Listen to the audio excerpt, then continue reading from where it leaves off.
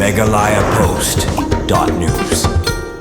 Presiden Barim ke United States Joe Biden mentau ladan hapadeng ke jingsyak semar na ke Jingpang Bampong ke balak tip kemka prostate cancer bat ke balak poru wat syakish yang gisru jengu. Ya kini lapan benar ke office Democrats haga sing blay bat ke balak sapriang lu haki babon gilap thai kebor. Kembala pau hagilap thai kebor berper Joe Biden kum Democratic leader ula syak semar hadin ke jinglap bagadon gidak kisien ke jingstom haga balet penje hakaba haga jing semar lalap bagadei kete ke Jingpang prostate cancer kebakta hagi cekalit sabar jong utiar ke jinglong senrang. Ki bahayang hasem jong Joe Biden kidang wat igilat kelinti ki babiang bansyak semar. Kani ke Jingpang prostate cancer kebaki khot hagak tian nangwei kedai ke jat Jingpang kebakham kta ya ki senrang. Lapan pau ke American Cancer Society balapun pau ru uwei haki prangut ha US ki syak semar hakum kini ke jat Jingpang. Halor kini ke Jingpang kebala kta yu Presiden Barim ke US Joe Biden kembala sapriang sikilap thai kubor Presiden bamenta Donald Trump ru ulapha ya ke kubor sengolem bat ulapan pau ru ya ke jingsongkhia halor ke Jingban ke Jingpang ya Joe Biden ubadi Presiden Barim ke United States.